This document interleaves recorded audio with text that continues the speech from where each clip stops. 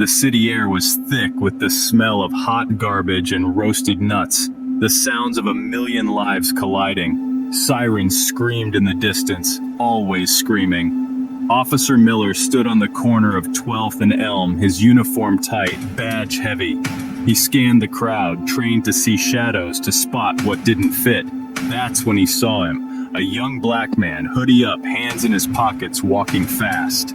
Miller's heart thumped. A robbery suspect maybe, matching a vague description. It could have been anyone. But tonight, Miller decided it was this kid.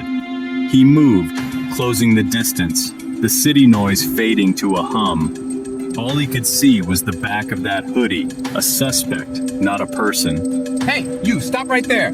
Jamal turned, surprised, headphones in, a single red rose in his hand. You talking to me? Calm, confused, not scared. Miller didn't see the rose, just a kid who looked guilty, who fit a description. Turn around, hands on the wall, for what? Confusion turned to fear, then anger. I didn't do anything. I said hands on the wall now. Miller grabbed Jamal's arm. The rose fell, petals scattering on the concrete. A small, beautiful thing crushed under suspicion. The moment was broken. The night was ruined. Something terrible had just been set in motion. A tragedy waiting for its final act. The brick wall was rough against Jamal's cheek.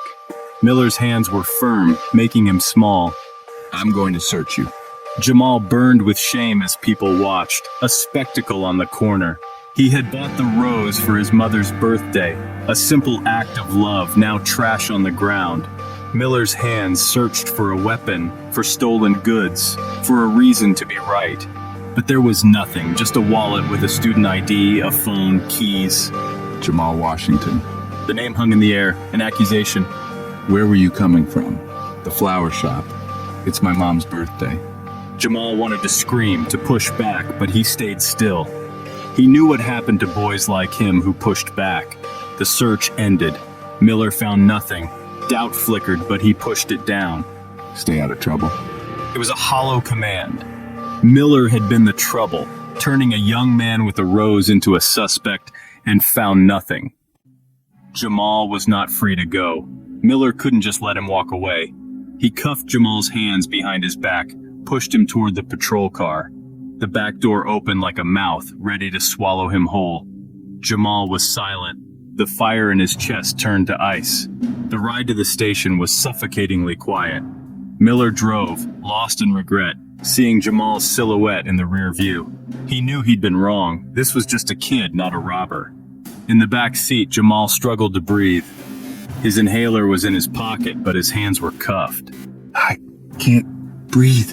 Miller didn't hear him. The music was too loud, his thoughts too loud. Jamal gasped, vision blurring, desperate for air. Please, help. His voice was gone, only a wheeze remained. Miller finally noticed, turned the music down, glanced in the mirror. He saw Jamal slumped over, still. The silence that followed was the silence of the end.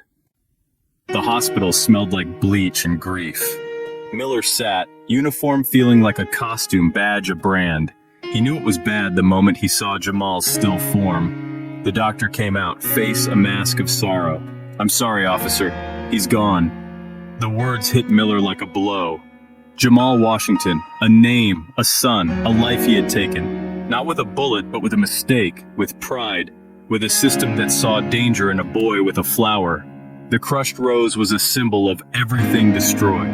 The weight pressed down on Miller's chest. He couldn't breathe.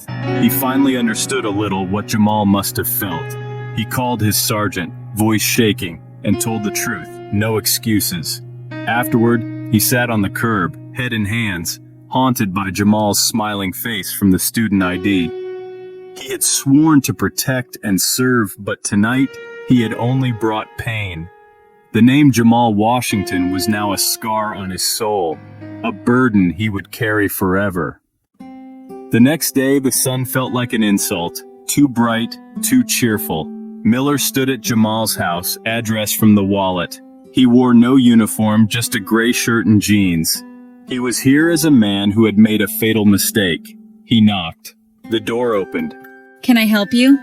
Her voice was soft, broken. Ma'am, my name is David Miller. I was the officer with your son last night. Pain flickered in her eyes. He expected anger, but she just looked at him. You should come in. She held the door open. He stepped inside, surrounded by pictures of Jamal, smiling, alive. He sat, hands clasped tightly. I'm so sorry. It was my fault. I was wrong. He looked at her, pleading for forgiveness. I know. My boy was a good boy. He was just bringing me a rose for my birthday. She wept. Miller listened to the sound of a mother's heart breaking, a sound he would never forget. The weeks that followed were a blur of grief and procedure. Miller was placed on leave, investigated, and told the truth to everyone who would listen. His career as a police officer was over. He turned in his badge, a symbol of his greatest failure. He kept his promise to Sarah, Jamal's mother. He didn't disappear. He helped her plan the funeral, sat in the back of the church, listened to stories about Jamal's kindness and dreams.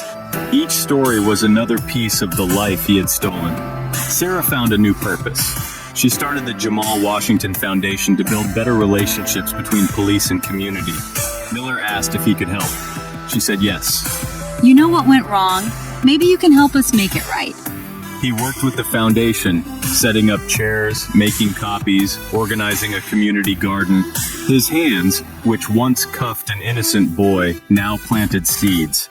He worked alongside Jamal's friends, building something new from broken pieces.